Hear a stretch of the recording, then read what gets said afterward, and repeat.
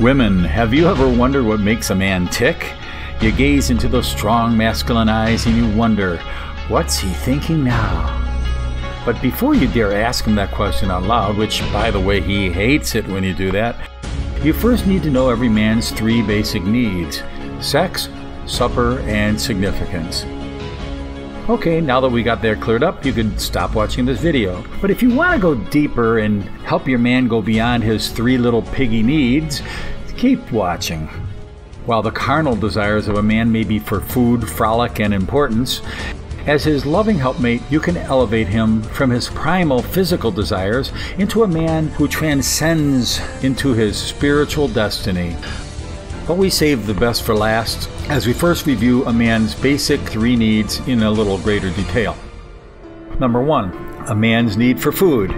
A wise man nearly 2,000 years ago said, "Man does not live by bread alone." So over supper, consider encouraging your man to seek spiritual food that never perishes. Tactfully let him know that while he's chowing down your food, that he is actually of far greater importance than the sum of his body parts, and that you could see more growth in him than just his belly growing. Number two, a man's need for sex. It's been said that a woman gives sex to get love and a man gives love to get sex. While this is not necessarily true in every case, there is more truth to this than either gender may care to admit. A husband feels a strong connection to his wife after their physical union. In short, a man is like a light bulb. You flick a switch and the bulb gets hot.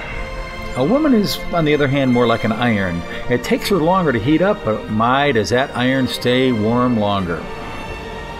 A woman has a need to feel a strong emotional connection before she naturally cleaves to that physical connection.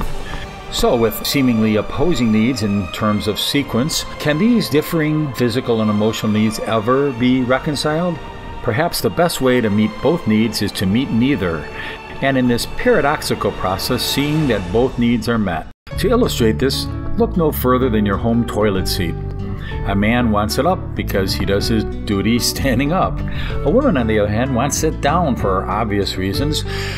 No woman wants to wander in the dark into the bathroom half asleep in the middle of the night, only to discover that she just sat on that often dreaded wet toilet rim, thanks to her husband and the law of gravity. So what's the solution? It's simple. Both men and women should choose to close both the toilet seat and the seat cover. That way the man simply flips up both when he has to go to the bathroom, and a woman, on the other hand, just flips one up. And when they're both done, they both dutifully put both down to continue the cycle of practical compromise. Of course, a man could just be a gentleman and do it the way the woman needs it, but that's a lifelong commitment. You have to think that one through. Okay, that brings us to our final and most important male need. Number three, a man's need for significance. This one is simple. The carnal man wants to be significant. He wants to be important. He wants others to notice him and to say in so many words, "Hey, you're important," or "Man, you do important work." Guy inside is thinking like, "Oh, shucks, it's nothing." But really, it's everything to him, to his pride and his ego and self-esteem. But a spiritual man suppresses those hugely powerful desires to be significant in the natural. And by the way, it seems to be embedded within a male DNA, so it's easier said than done. But instead, a more spiritually minded man will seek significance for the one who is truly significant. In fact, he's perfect for that matter, our loving Creator.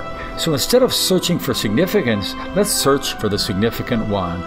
And when a man discovers his calling and flows in it, he is far more significant than he could ever be by seeking it in his own strength.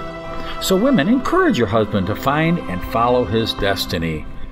That about wraps up a man's needs. At the end of the day, he is either following his carnal needs or the path for which he was created. And as the Bible says, it is not good for a man to be alone. And ladies, that's where you come in.